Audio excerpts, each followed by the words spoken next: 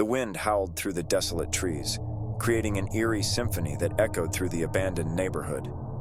Emily shivered as she approached her isolated home, the only one still standing in this forgotten place. The house loomed in the darkness, its windows shattered and its walls covered in a thick layer of ivy. It had been years since anyone dared to enter, but tonight, Emily had no choice. Her car had broken down miles away, leaving her with no option but to seek refuge in the haunted dwelling. As she stepped across the creaking porch, the front door swung open with a slow, ominous creak.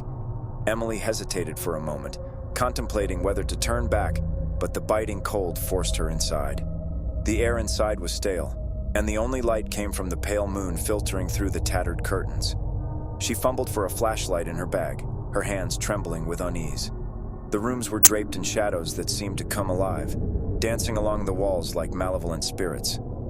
Emily's footsteps echoed through the empty halls as she explored the house, each creak of the floorboards making her heart race.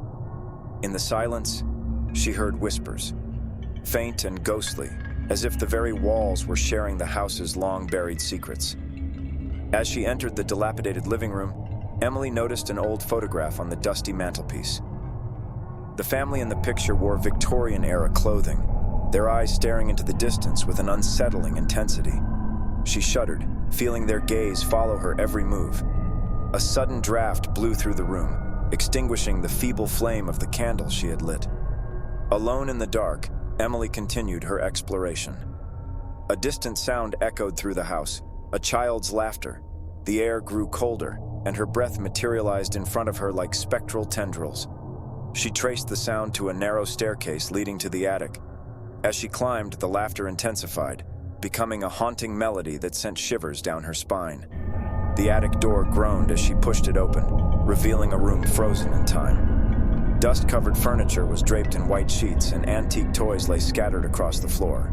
In the corner, a rocking chair swayed back and forth, as if propelled by invisible hands. Emily's pulse quickened, her senses heightened. Suddenly, the laughter ceased, replaced by a chilling silence. The temperature plummeted, and Emily felt an otherworldly presence in the room. A child's voice whispered her name, sending a jolt of fear through her veins. The rocking chair came to an abrupt halt, and Emily could sense eyes watching her from the darkness. A soft glow emanated from a forgotten music box on a dusty shelf.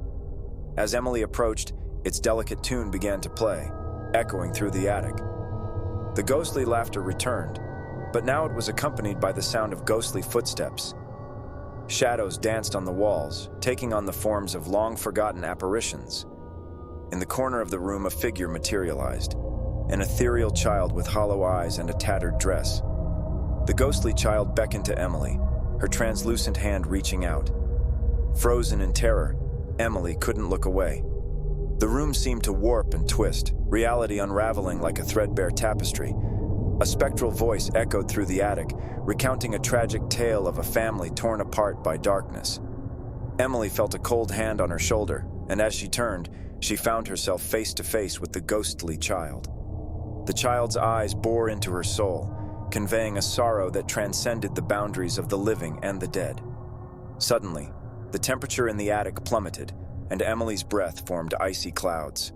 The ghostly figures around her seemed to merge into one collective entity, a manifestation of long-buried anguish. The room pulsed with a malevolent energy, and Emily knew she had unwittingly stepped into a realm where the living and the dead coexisted. In the blink of an eye, the ghostly child vanished, leaving Emily alone in the frigid attic. The music box continued to play its haunting melody, a lament for a family lost to the ages. As the last notes echoed, the house fell into an oppressive silence. Emily, her heart pounding, stumbled back towards the staircase, desperate to escape the spectral clutches of the haunted home. The front door groaned open once more, and Emily fled into the night, leaving the house of ghosts behind.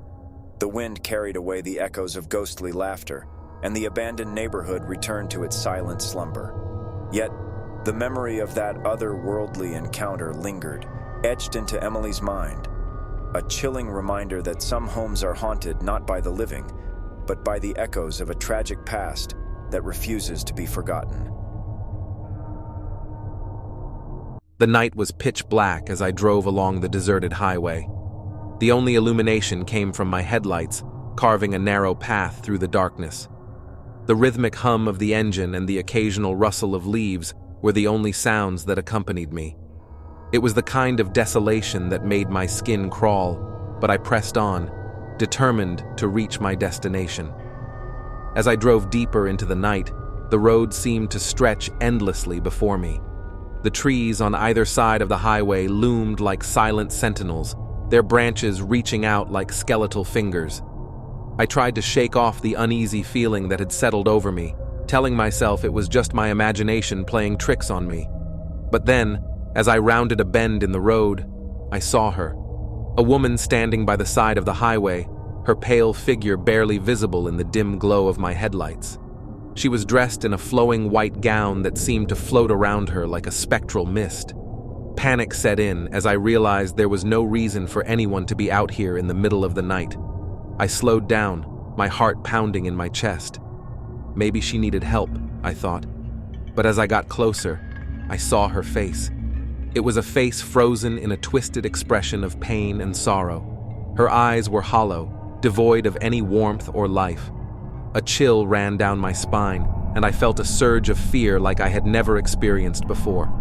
I tried to look away, to focus on the road ahead, but her gaze held me captive. It was as if she was trying to communicate something, a silent plea that echoed in the depths of my mind. Without thinking, I slammed my foot on the gas pedal, desperate to escape the haunting image that now lingered in my rearview mirror.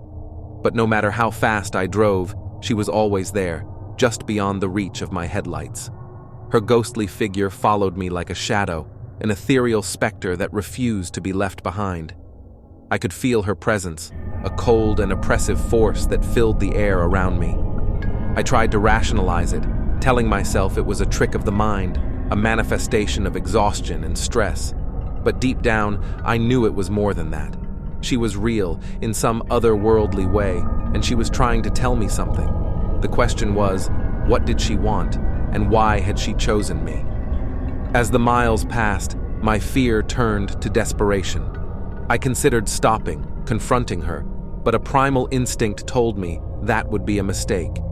Instead, I pushed harder on the accelerator, my heart racing as the highway stretched out endlessly before me. The night seemed to stretch on forever, a never-ending loop of darkness and fear.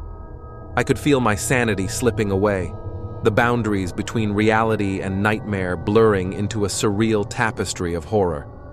The woman's silent gaze bore into me, a constant reminder that I was not alone on this desolate road. And then, just as suddenly as she had appeared, she was gone. I rounded a bend, and when I looked back, there was nothing but empty road behind me. The oppressive weight that had hung in the air lifted, and I could breathe again. But the sense of unease lingered, a haunting echo of the encounter that would stay with me forever. I finally reached my destination, but the memory of that night still haunts me. I don't know who she was or why she chose me, but I can't shake the feeling that I glimpsed something beyond the veil of the living. As I park my car and step out into the cool night air, I can't help but glance over my shoulder, half expecting to see her ghostly figure standing in the shadows, waiting to reveal the secrets of the afterlife.